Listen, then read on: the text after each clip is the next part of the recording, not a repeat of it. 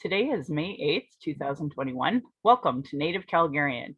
Oki, Nagana go, Mekoche, Chestakomaki. My name is Red Thunder Woman. My married English name is Michelle Robinson, and I use she and her pronouns. Native Calgarian is being recorded on the lands of the Niitsitapi, which is the Blackfoot Confederacy. The Blackfoot south of the imposed US-Canadian border are the Blackfeet. North of the border are the Siksika, Gunai, and Piikani of the Confederacy. These lands were signed on September 22nd, 1877, Treaty 7 signed, with signatures that are the Blackfoot Confederacy, the Wesley, Chiniki, Bearspaw Nations of the Stoney, and the Dene from Tsuut'ina. I acknowledge all First Nation, Métis, Inuit status, and non-status across Turtle Island as the keepers of these lands. All non-Indigenous are treaty partners with the government signing on your behalf.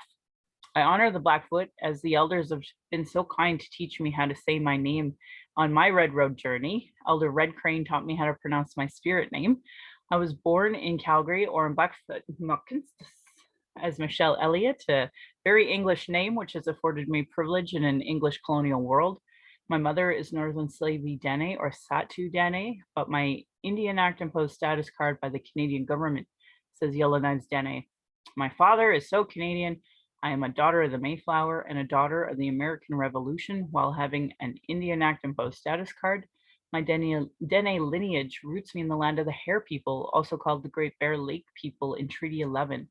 I'm a native to Turtle Island, and my Dene Nation is a visitor to this area of Clinchotine Intahe, meaning many horse town, named after the Calgary Stampede. Land acknowledgements are critical for creating a safer space, as well as honoring the host as a guest and acknowledging our role as treaty partners. My humblest apologies to the Blackfoot elders and language keepers as I try to learn proper pronunciation. Any mistakes or misinterpretations will be on me. I encourage questions so that misunderstandings can be cleared up as soon as possible. I do not speak on behalf of all Indigenous. I just share what I know as I walk down my red road. My Patreon account is Native Calgarian, where you can pledge and support. Thank you for your previous support. If you value listening or watching and can afford to give, thank you. To those who cannot afford to give, I'd love to hear from you at nativeyyc@gmail.com, where you can send in your comments or your questions. I also have a YouTube channel that you can go and subscribe, and go to nativecalgarian.com for the latest podcasts and pin posts on social media. And I'm really lucky today to have a friend of mine, Stephanie Harpe. How are you? Oh, you're on mute, my friend. I'm doing good. I'm doing really good. That's great. Well, I'm glad you're here. I usually try to introduce people, but in our ways, we kind of introduce ourselves our own ways. So that's why I always give the people the opportunity to speak. And you're kind of like one of those rock star people that get to tour the world and do all sorts of cool speaking engagements and stuff. So yeah, I kind of have a celebrity on my show today. Yeah, thank you so much. It's such an honor to be here with you, and thank you for all your work. Thank you for all your acknowledgement, and trying to making sure you're respectful and honorable to everybody. Just to let everyone know who don't know me, my name is Stephanie Harpe. I was born and raised here in Treaty 6 here in so-called Edmonton, and but my mother is full-blooded Dene from Treaty 8 and Fort Mckay First Nations.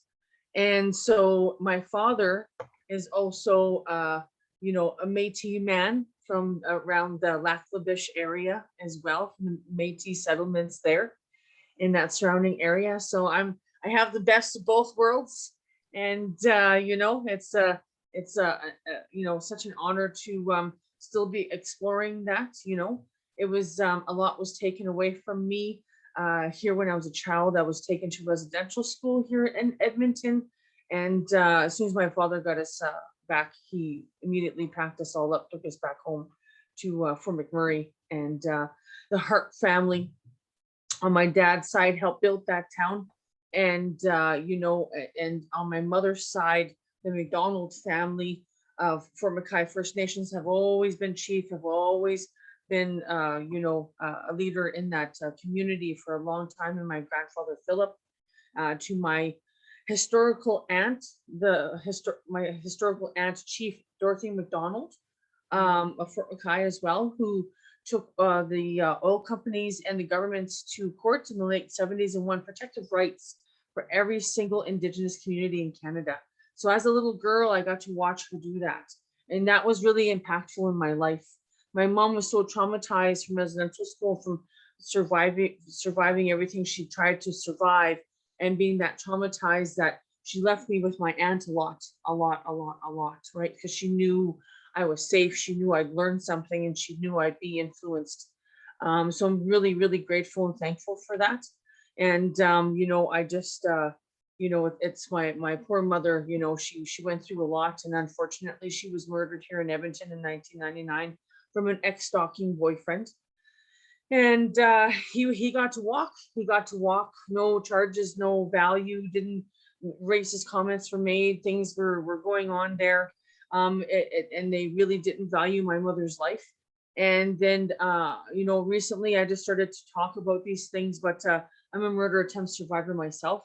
So when I was almost murdered, the police asked before they ever came to the call to come to arrive to do the call, they asked what my nationality was, and the guy at the store told them, and they never came. They never came because I was Aboriginal. So things like that. And then I had some of my friends and their bodies found outside the city as well. So it was quite a scary time there in the 90s and the early 2000s, when a lot of this was going on and not being addressed and kind of done in the dark, and no one was really valued then. Well, things are changing now. Things are coming to the light. That's not always, our identity is not always in the dark. And so I think that's really, really important. I am still trying to learn more of my heritage. I've been here in the city, for a long time, shaping my talents. Because my first love is music. My first love was music. My first companion was music. My first, escape was music. And as a child, that's what I dreamed I would be. And I knew when I was a child, very, very young, that I would be on television. I would be on the radio. I would be on stage. I'd have an album out. I'd be everywhere. Mm-hmm. And I knew this very young. So I really strategically went through my life knowing I would be an artist. I always knew I'd be an artist. But all that trauma, systematic racism, all that oppression, all of this, that genocide, that's still, all of that bleeds into this every day. And people think that's long ago and that's history. No. All of that's strategically embedded in every system and every structure that we have to deal with. So you imagine the daily life of an Indigenous person in this country. So that's why I'm with the people. I started to just share my personal story 2015, and it just took me to all these places I never dreamt that I would go with my voice, and for the voice of my murdered or missing and exploited loved ones.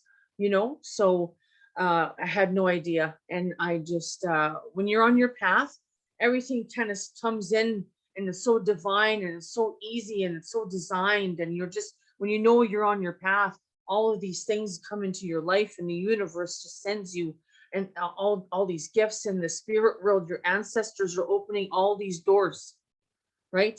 And that's how it's been. That is how it's been.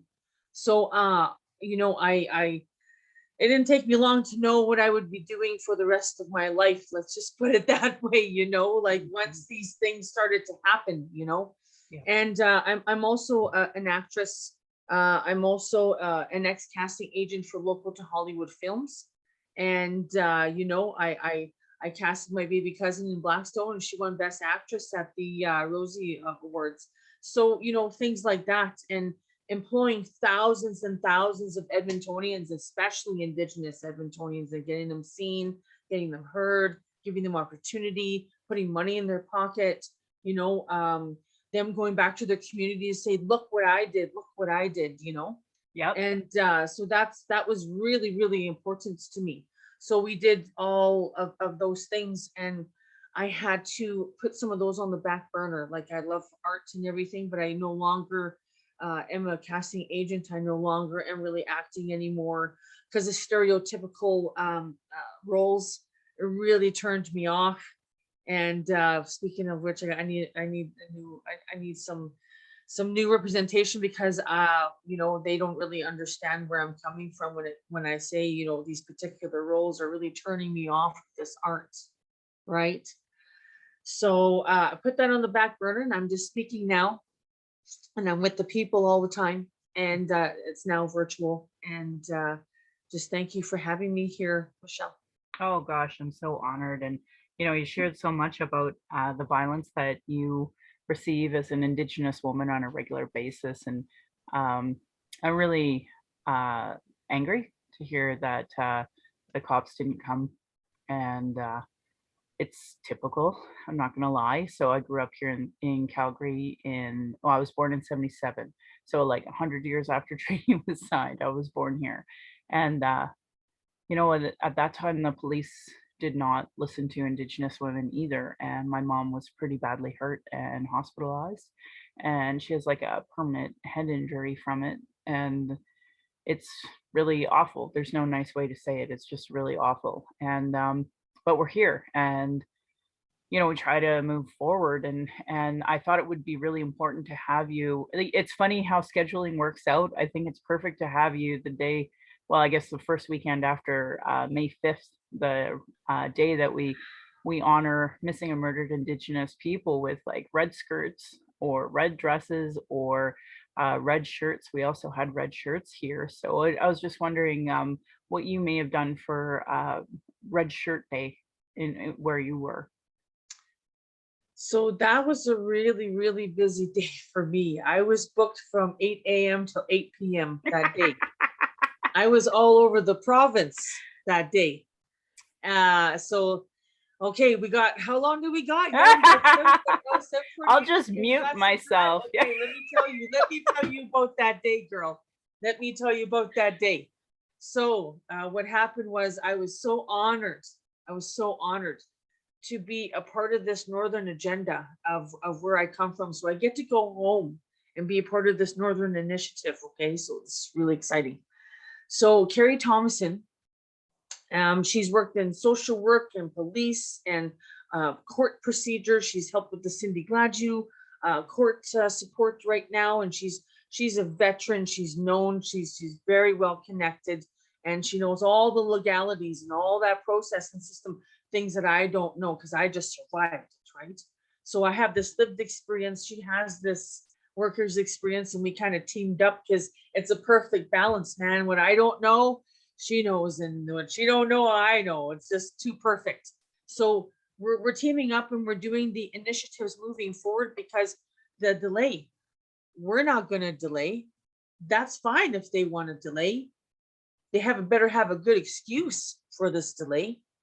And so we were talking with all these people all over the place, and well, they had their social distance walk here in Edmonton as well, and with Bear Clan doing the lead on that, which is great. Judith Gale is doing some really, really great work here for Bear Clan. So 8 o'clock in the morning, I started to get ready for my day. I had to organize, get everything ready, and separate all of that, different events. So 9 a.m. I was on a panel with Athabasca Tribal Council, and their two-spirited community representative, and a bunch of waypoints and a bunch of workers in the community that are really doing the work for Wood Buffalo region, for McMurray and surrounding area, and all those other communities. And you know, it was beautiful to do that for home. So it really, really touched me. It really, really touched me. It had something, because some meaningful and something impactful, because it's vacant there. It is so vacant there. And you know, RCMP and police are not really doing their job and they're just passing through. There's no rooted people in the community really trying to make that difference. It's just send the trainees in, send the trainees out, and rookie this and rookie this and rookie this investigation and rookie that investigation. You can't have it. We can't have it. So we really need to be organized and strategic about moving forward, of getting organized, man, because we are not, our community's leadership is not organized. Community and leadership is not right here. It's not right there all together. You know, it really needs to be. So everyone in the community needs to be well enough and to unite, and leadership needs to be complementary and open and have this great dialogue. And we need to get organized of how we're going to move forward in action. Okay. We're aware of everything that's going on. You know, there's not many people that don't know what the problems are, and we're just kind of tired of talking about this. And, you know, it's moving on the next steps. So, you know, you need to gather the needs of your people. You need to gather that and put it in point form and start knocking those off, and getting your people in the band office, the people that do the funding and do the, you know, the grant writing. We need them more than ever right now. So it just needs to get really organized and really supported, and creating that dialogue. So we want to go up to the north to try and get that done. Yeah. To try and get that done. So I'm really fortunate that I get to work like my full-time job for my contract jobs. I have all these other contracts on the side, if I tell you, is working for Fort Mckay. So they supported this panel that we did that morning with Athabasca Tribal Council. And we had this really big discussion of what's really needed, what's vacant, what's there, what's not, and moving forward on this future. And then, so that was really great. That was all open, and they got to ask us a few questions. Great. It was, I felt really good about it. It really touched home for me. And then I was on with Fort Mckay First Nations after that, and went on to the Fort Mckay page. And I did 15-minute safety snippets of murdered, missing, identifying human trafficking, safety list, the need to involve men and boys, youth awareness, you know, all of these kinds of things. Just, you know, something to just give them the meat on the plate and not the side dishes, you know. And sometimes they do need that side dish, but if I make it shorter and more impactful, they seem to really pay attention and seem to really stay engaged, because I can go on and on about all this stuff for like, at least my minimal is an hour, and I go on for like 2. I could go on for 2 easy. Yep. This is all things that are so important, but I need to keep their attention, right? Especially when I work with the youth, right? I got to throw in something fun with that. Okay, it's like, oh, you're coming over here, you're going to learn about healthy relationships, but then I'm going to teach you how to sing, right? Hey, that's great. I'm going to teach you how to sing. And then, oh, we're going to talk about, you know, murdered or missing and exploitation and human trafficking awareness. And then I'm going to teach you how to act, right? And vice versa. So I have all this artistic training that I can give to them, right? Because I'm self-taught. And that's the key, is you got to teach Indigenous people differently. We learn differently, we retain differently. You know, you have to decolonize all that kind of teaching and that structure, and that, you know, it's not like that with us. Okay, so you teach in that way. So really fortunate to be doing that for Fort Mckay, and doing the murdered, missing, and human trafficking and violence prevention initiative for the North, for Wood Buffalo area and those communities, my community, Fort Mckay First Nation. And Carrie Thomason will be working with me, and, you know, Fort Chipewyan, they're involved as well, right? And my cousins in Fort Smith, and you know, we're going all the way and just trying to get everyone involved where it's vacant, and just know that help is coming, and that we're not going to be delayed. We're not going to wait for governments. We're not going to wait for anybody. They can eat our dust. They can eat our dust, because we ain't going to sit around and wait anymore. This delay has motivated us. It really has.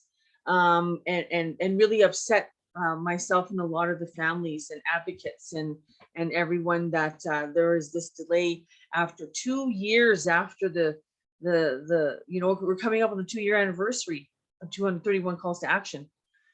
So with all of that, I took that and I went to the red dress social distance walk and the social distance open closet they were giving clothes to the homeless and just doing everything safely, had everything organized, had lots of security, kept everyone really safe, cohorted, and it was great, So they did that, and then I went down there and I spoke at the park, and I just gave them this really big, powerful speech of everything that we were just talking about. Mhm. And so I just let them know we're moving forward, and it's all about action.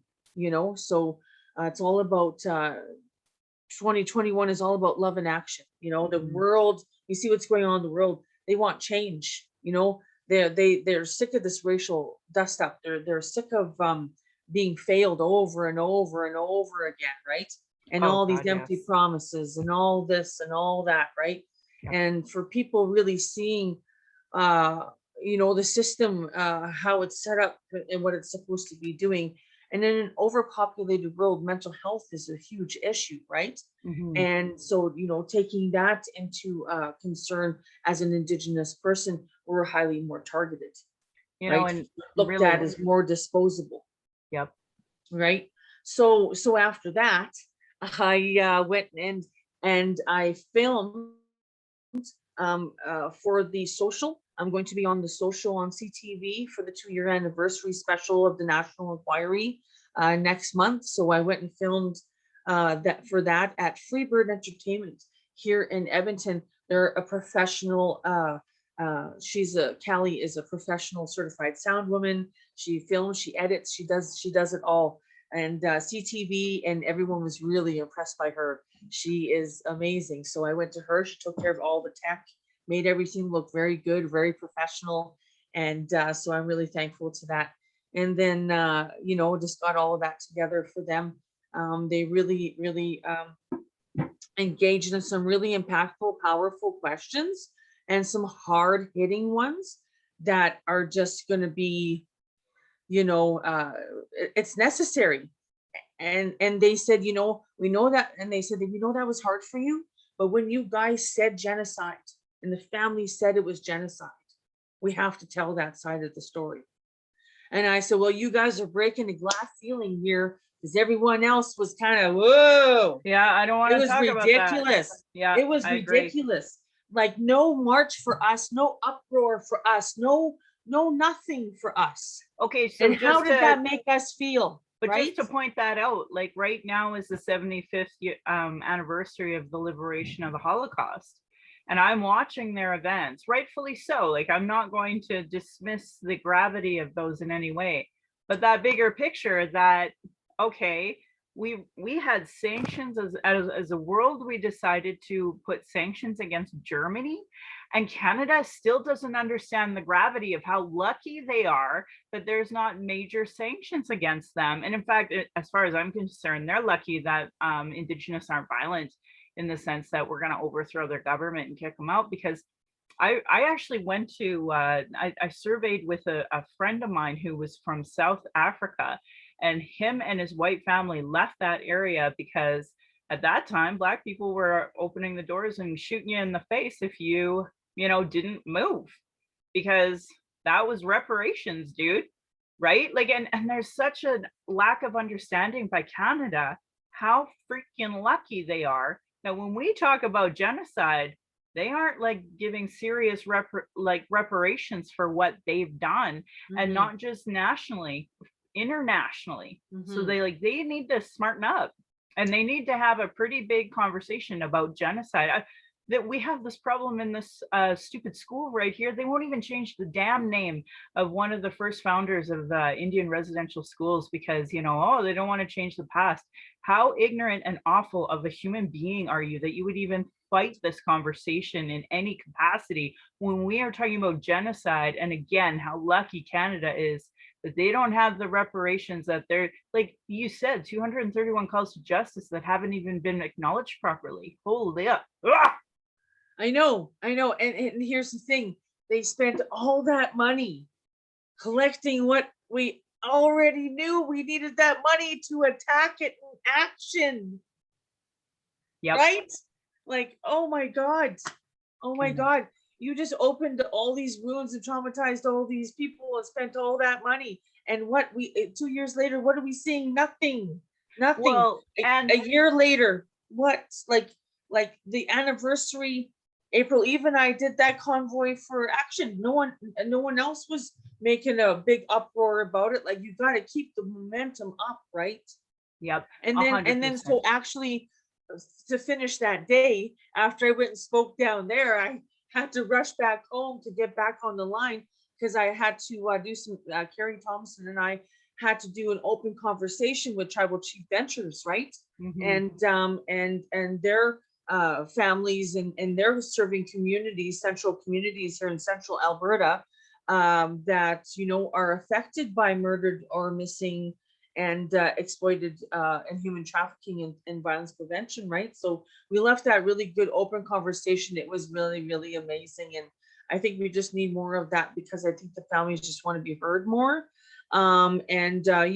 You host some of these online and on-call gatherings as well. So you know too, Michelle, that a lot of these families, as soon as they can get heard, they just want to share what happened to them, right?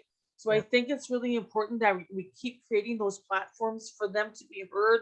And I think that kind of helps release and talk about it, because it sure did for me. It sure did for me. As I talked about it more and more and more and shared, it wasn't so tough anymore. And that was healing and release as well to me and for me, and having more understanding of everyone's 360 visual. I want to know what everyone else is thinking, right?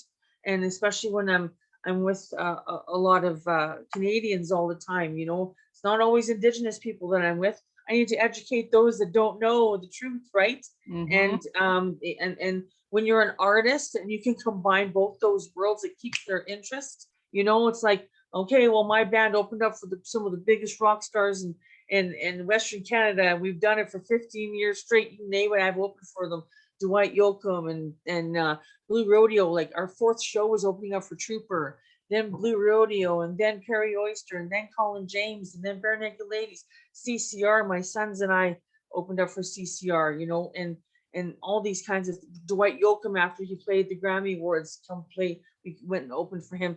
So it's you know, you combine that interest and you get these settlers. You get these settlers that don't get it. But once you get their attention and you make it a little bit more interesting, it was amazing, because before, when I wasn't mentioning these other artistry ways I express myself, and I just spoke to them about what the truth was, their ignorance was so thick and it just clouded the room. But once I grabbed their attention and said, hey, you know, and tell them the story, you know, my band drank all of Charlie Major's beer and we're going to write a song about it, you know, things like that, right? Yeah. So, and you get their attention and all of a sudden they're smiling and they're engaging and they're like, wow, this is an Indigenous person who was from this place down here, who is elevating not only themselves but the voice of their people. And then they started to get it once they get that hard truth, right? Oh, I didn't know that. Oh, wow, I didn't know that. So upon their own moral compass, right? When you give them that truth and you give them that story, I've seen light bulbs, I've seen change, I've seen a whole way of these settlers, the way they look at me or they engage with me before and after. It's amazing. It is amazing. So I've never ever experienced public hate. I've never ever experienced anything like that. Oh, thank you, it's the spirit world. Thank you. So, and thank you, grandfather, because I know he's watching over me. But that's what it is. I know that's what it is. I truly do, and protecting me and stuff. But I've to be able to change those minds, and then those minds try to change others. That really helps with the action part. You know what I mean? Yep. And then those ignorant people that want to be part of and stay in that racist thought and that urban train of how they live. That's fine, then they can go away, with that. But these other people start to care. And I've gotten some great messages from rural Canadians that said, wow, like, thank you, I had no idea. I just been listening to all of this crap, and it's all been lies. And when I was in school, they told me lies. He says, I looked up all this stuff. I said, I know, I didn't know my truth, and I'm indigenous. I went to school and they fed me lies too. So I get it. I get it. It wasn't until I was older that I realized, it's like, okay, that's why my mom never told us our language. That's why my mom never spoke of her past. That's why my mom, was looking to the doctors for help, and that's why they screwed her up. And that's why she ended up the way she did. She did her best with how she survived. She did her best. And she couldn't show us what that love is. And I understand and I forgive her. And for that I am truly free. And for that I am truly free. So that really helped me unload my healing, my rooted pain. And it helped me stop that intergenerational trauma, as my children don't know trauma, and my two grandbaby girls, they don't know trauma, right? And that's one of the biggest successes of my life. And I wish that for all. And with all of that going on, and that really does bleed into Red Dress Day, because a lot of us are not even living that lifestyle that you think that would happen. My mother wasn't living that lifestyle when Mhm. she was murdered. There's Yep. many people that had nothing to do with that kind of lifestyle, and yet you blame, and yet you shame, and you have no right to ever talk, or ever media has no right to ever use these ugly words too, when it comes to our people surviving. Yes. Surviving strategic oppression, strategic genocide, strategic racism. Yes. Okay. So yeah, so that's the truth. And you gotta give it to them. And we're coming to a point now, we can't be nice about it anymore. We can't be quiet about it anymore. And the indigenous communities, I don't care if people get mad at me about this, stop being silent about your predators. Thank you. Stop being silent about your predators, so they can keep reoffending. It is ridiculous. This is not okay anymore. I just talked to some youth not too long ago, and talked to them, and like, I have no one to talk to. No one, no, they just, my parents don't care. My uncle did this to me, or my cousin did this to me, and I have no one to turn to, and they just keep like, what do I do? I don't know what to do. Like, they don't know where to go, and no one's believing them. And this is ridiculous. Like, why are we still doing this? This is old stuff, old way. This is an old way that should not be brought back. This is an old, ugly thing that we have no right doing. We have no right doing this anymore. Yeah. Don't be silent of what is going on, because that is what hurts our people the most. And our men and boys are left out of everything. It's ridiculous. There's no need for that. So the National Inquiry, talk about Red Dress Day, absolutely. Don't ever dismiss what women and girls go through. Don't ever dismiss that. I understand that.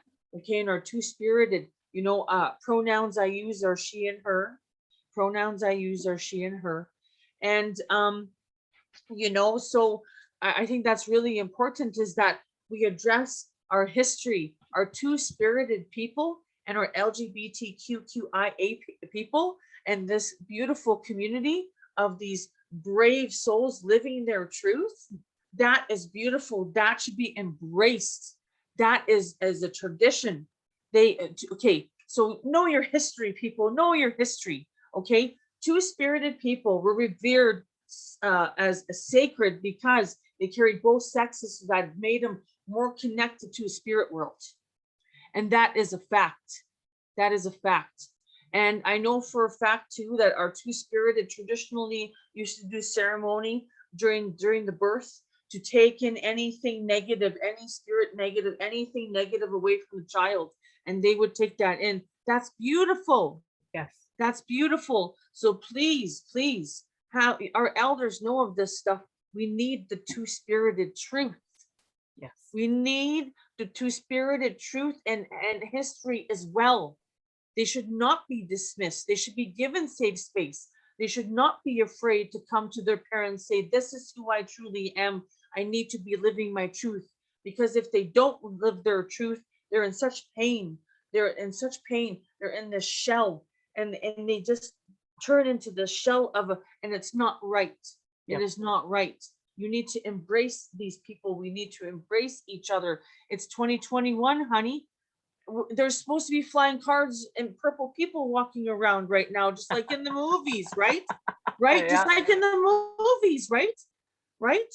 So it doesn't matter anymore. We're all human beings. We're all fighting for unity. We're all fighting for human rights. We're all fighting for love. And unfortunately for Indigenous people, most of us don't even know what that healthy love is. And that seems to be the biggest crime, is that we're looking for that love. We're looking for that home. We're looking for that acceptance. We're looking for that security. Yep. We're looking for something good so we don't have to keep surviving. We want to live. We Yep. want to live. We have every right to live. And And thrive. shame on anybody that ever has anything to do with that, in the prevention of that. After Mhm. everything that we've survived, we're still here. And Indigenous people, I like Aboriginal, I don't know, that's Indigenous is really worldly, it's really worldly, but organically, or Aboriginal, the original peoples here, right? After everything that happened to us, right? We should be proud. You should be proud of who you are. A lot of our young people are not proud to be Indigenous. So that's when they need to learn more about their identity and their culture and their ceremony and their language. And they have the apps, they have the phone, they can learn on there too, but they need to be connected to our elders most of all. And I think adopt an elder program should really be for youth to elder.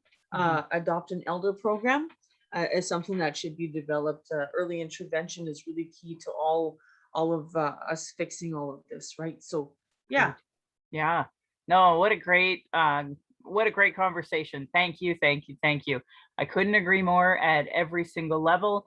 I tell people all the time that I actually, so you probably don't know this because I don't get a chance to talk to you nearly as much as I want to.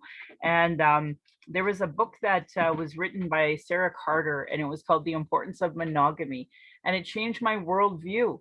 And it changed me because I recognized that, we're always told this, the gay agenda, but it's actually the straight agenda that was imposed on our people. And it was done so that they could have that land theft through men. And so it just helped like make everything so much clearer why everything was done, because all they care about is money, right? So they want to Mm. have land ownership. So it was just everything made so much more sense after that book. It changed my worldview on everything, and it did make me a prouder Indigenous person. And I know when you talked about forgiving your mom, boy, oh boy, I was a really awful teenager to my mother because I didn't understand, and I was taught by the education system, the media, my father, my white side, about how awful Indigenous were from their point of view. But once I understood the truth, and I would argue, actually, my mom, she, obviously out of survival, doesn't go down that road. I'm the first generation to wear a ribbon skirt, right? So we're doing that intergenerational healing as well. And that, intergenerational strength is something I'm so proud of. And I want that for all of Indigenous youth. I want them to thrive. We're in a post-apocalyptic state. So I want them to thrive. I want them to do well. And, That's the goal. And we have all the tools. And then that's the irony. You talked about barriers. I call out AHS every single episode to remind them they purposely fund, Christian organizations to be given, they get all the money instead of culturally appropriate Indigenous education, Indigenous, cultural teachings, elders. Like, we never fund properly the honorariums for Indigenous people. No wonder we're on the bottom of the socioeconomic ladder, right? So there's so many levels of thank God, preach, because that's what I agree with. That's what I need to hear. But the bigger picture, because you're on my podcast, there's that picture that I'm sad to say a lot of Canadians have never heard two Indigenous women speak ever, let alone about a topic like this and the violence that we experience every single day, and how we have to, hear all this negativity from their media, from their schools, from their culture about who we are. And we not only have to unpack that, but we have to, relearn our education, relearn our language, relearn, because they took it away. Like, that's the genocide too, is like, the TRC talked about cultural genocide. I mean, I would argue genocide is genocide is genocide. We are dying. And we are dying because these institutions refuse to change, as stupid as they think they are about, a name change. Like, these are really important things, and they don't see how, that internalized self-esteem issue is absolutely contributed by so many levels of their insidious barriers that they put in front of all of our youth. So my hope was, by starting this podcast, that I could just call out all of this stuff. And you know what? I'm finding more and more people understand it now, because they are hearing us. They are hearing what we're saying. And that's a huge shift. I mean, obviously, I thank all the Indian residential school survivors, all of the folks who have been telling their trauma about missing and murdered Indigenous people for decades. Like, these people who have spoken these truths have helped educate our, society so much, giving us, you and I, a place to be able to talk about this in a space that we never did. Because, like, I had one elder who's recently passed away, and he said that we didn't even have the words at the start of AIM. Look at the next generations, like, the way they speak, they know exactly what's going on, and they're really educated in English, blah blah blah blah blah. But that bigger picture is that I should be speaking Dene, you should be speaking Dene, and we should be going, okay, your dialect of Dene is a little different, so I think you said this. Yeah. You would say, hey, you sound more prairie. You Yeah. sound more northern prairie in your dialect, right? So I love talking to my girlfriend Susie, because she speaks Dene to me, and and then APTN has all these multi languages on the channel now too, and so that's really good. And they're also on the radio now, so it's good. It's getting out there. And it's just really, the thing is too, it's really unfortunate is that I'm so busy. I'm so busy with all these families. I'm so busy with human rights. I'm so busy, just trying to break glass barriers and having our voices elevated to these other places where, we can actually get the help. Because, and I'm tired of empty promises. I'm tired of vacancies. I'm tired of delays. I'm just so tired. But I'm not, from hearing about it, which has motivated Carrie and I to just kind of move forward. It's like, they're going to eat our dust. We're just going to get this done ourselves. Like, this is just ridiculous. Yeah, it is just ridiculous. And the money that they give to funding this is a slap in the face. It's a slap in the face. Yeah. And it doesn't matter. Me and Carrie are going to get it done anyway. It doesn't matter. It has to be done. It has to be done. And we're going to go to these places where it's vacant. And we have a busy year. We have a lot of contracts with a lot of people to help. They're like, we need you to help our community. Jesus, it's just, we don't know what to do. This is so many murdered, so many missing, so many just disappearing, human trafficking, all the mess. Oh my God, it is such a big, it's horrible, because they're making it right on the land. Yeah. They're making it right on the land. So these are the major issues that we're seeing right now, right? Yeah. So my goodness, we have a lot of work to do because we need to get organized, and we need leadership and community to come together, and we need the community stop fighting with one another. My goodness, really? Like, is this 1990? Like, am I in high school? And am I in high school again? And I got to fight at school all the time just because I'm Indigenous? Like, this is Yeah. ridiculous. And here I thought I come home, it'd be different. No, no, I come home and it's not different. I still got to fight. I still got to fight. And it ain't, we can't do this anymore. We shouldn't be doing this with each other. The fight isn't between you and I. The fight isn't with the people in your community. Save the fight for those who fail you. Save the fight for their. Yeah. Save the fight for their. Save that fight for where it should be. Yeah. You know? And, you know, I understand there are times and things that have happened between people, you know, especially with the sexual abuse, being so swept under the rug. I understand that there's some things you can't forgive, but there's and there's other things that can be forgiven. So those things that can be forgiven, please, please, we need each other more than ever right now. And, Yeah. and if we don't start caring for one another and stop the fighting between one another, stop hurting one another, you know, we're just going to stay in this mess longer, right? So we need to be strategic in our healing, to know what that love is, to just spread that around. Let that be the next pandemic. Love is teachable. Let love spread around, you know? Yeah. And we really need to watch out for one another right now as well. So I think it's really important that we do that. We know it's unsafe for us. We know that we're targeted. And the reason why we're targeted is because the lack of justice. We don't get justice. What's that? What Justice is that word? Unicorn. That's a unicorn. That's a unicorn. Justice is a unicorn. It's true. It's You true. know, You know what it. is that? I don't know what that is. Yeah, I So know. it's a legal system that we have to deal with. And then once the legal system, you know, what happened to Joey English? When a guy gets that amount of time, that sends a message, and the media sends that message out to unwell Canadians who want to kill, who want to hurt, who Yep. want to maim, who want to rape, and they think, okay, I can get away with it with an Indigenous person. I can chop them up and throw them in garbage bags and only do what, that amount of time?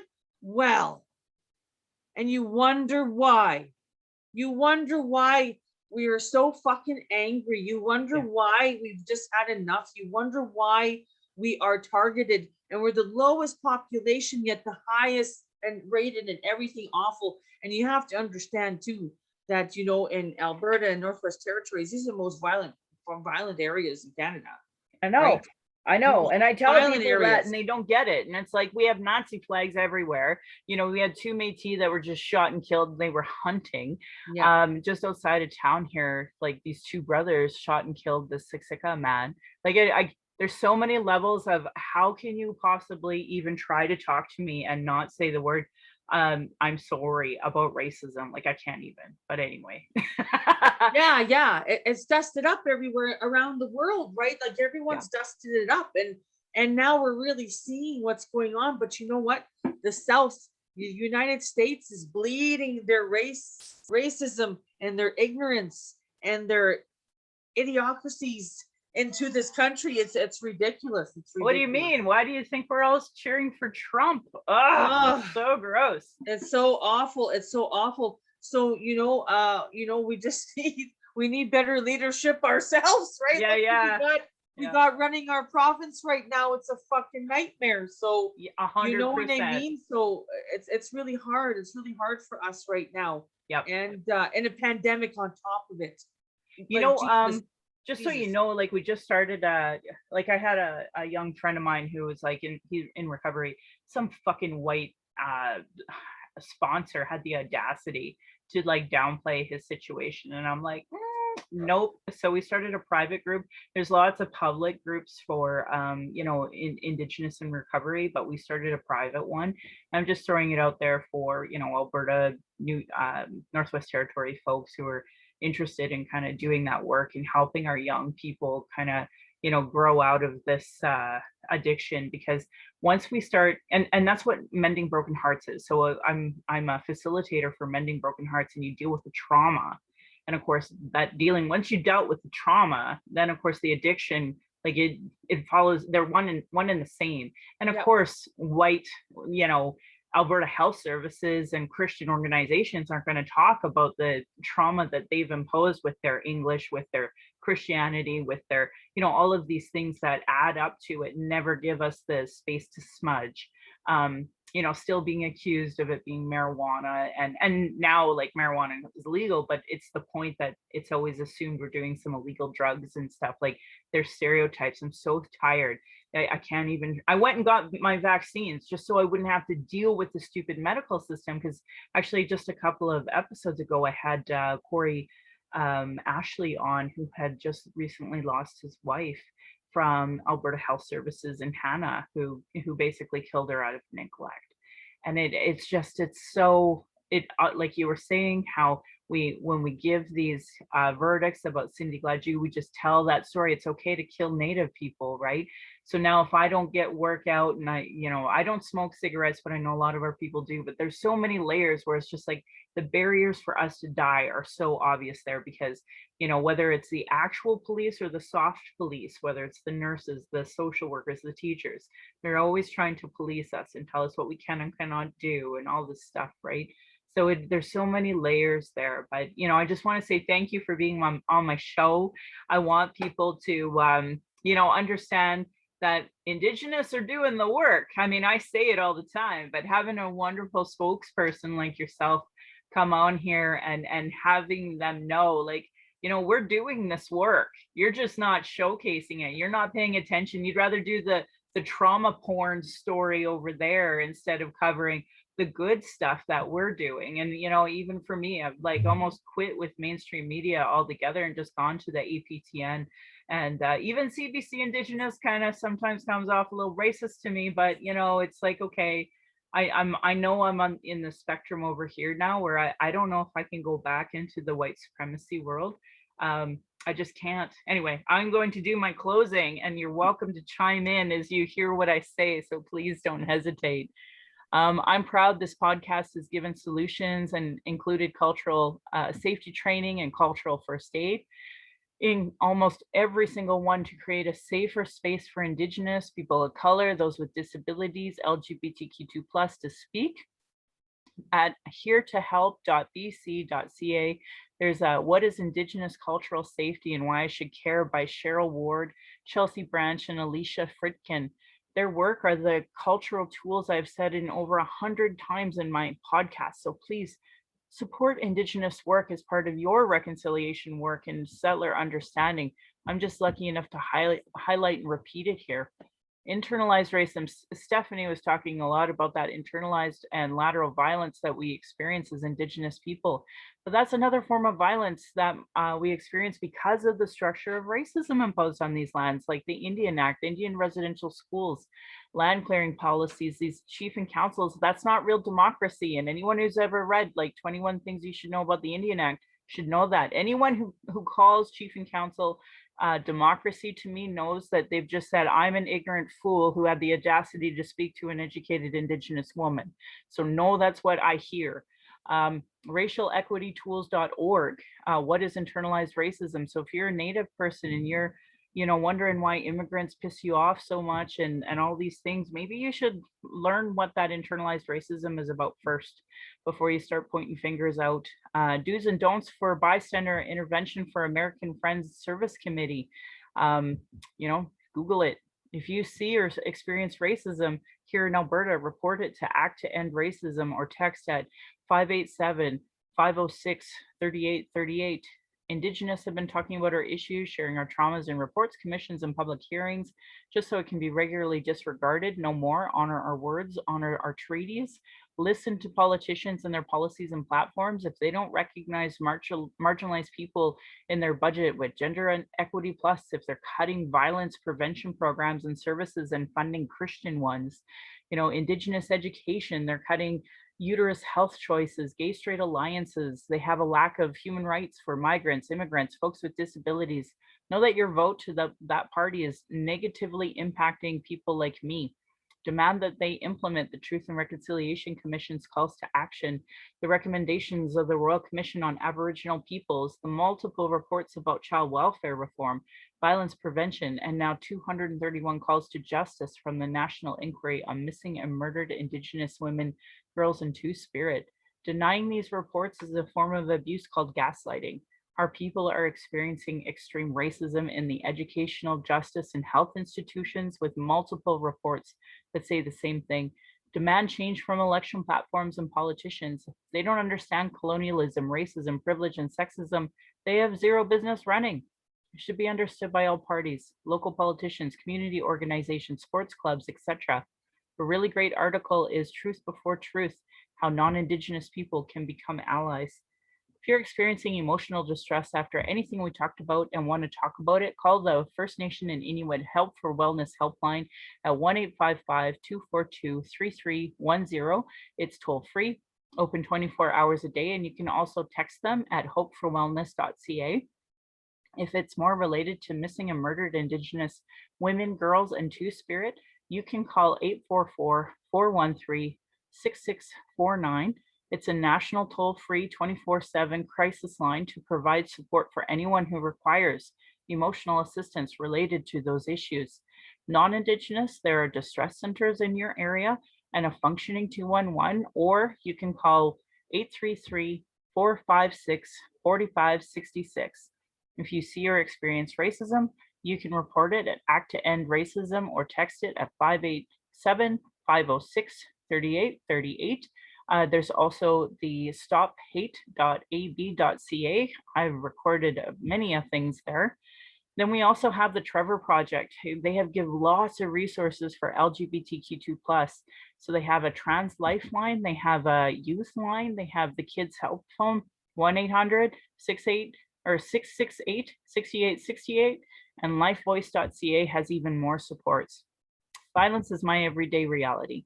Every Indigenous generation has faced it. That's why I started this podcast, to speak freely, without interruption, without tone police, without leadership shaming, without gaslighting questions, as many people don't want to hear Indigenous opinion, but sure want to tell us theirs by people who know nothing about Indigenous colonialism, the constant surveillance of our people, our protests, our vigils, and our rights, just typical microaggressions.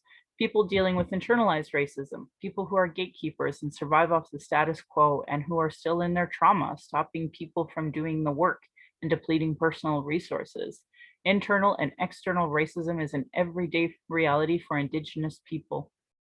I want to say thank you to my friend Stephanie and my ancestors, my granny and my mom, of what strength looks like through their example. I want to thank my dad for teaching me to be strong and blunt, my stepmom for showing me what a proud culture is through her Austrian roots and teaching me to be a proud Calgarian. It's through her I'm a second generation proud Calgarian. Thank you to my husband Darcy for producing and editing this show, on top of being my husband and childhood friend, my father of our child. You've been supporting me on my journey on the Red Road and witnessed decades of racism and sexism. And to our child, who we are blessed to learn from daily, we are honored you chose us. You give me daily accountability to be a better and stronger person. And I hope my daughter and my family will be proud in the future of us trying to discuss these present day issues. My Patreon account is Native Calgarian, where you can pledge and support. Thank you to my previous donors for showing the support. If you value listening or watching and can afford to give, thank you. To those who cannot afford to give, I'd love to hear from you at nativeyyc@gmail.com, where you can send in your comments or questions. I also have a YouTube channel where you can go and subscribe, and you can go to nativecalgarian.com for the latest podcast and pinned posts on social media. And lastly, something new that happened this week was I was nominated for a podcast award. So I just encourage people to go vote. Like, amazing other podcasts were put on there. So I want to showcase all these amazing podcasts that are there. And I'll end with giving side eye to those Calgary rabbits. You're lucky I'm not your dish. And my beautiful cousin would respond, or you'd be in my dish. Thank you for listening.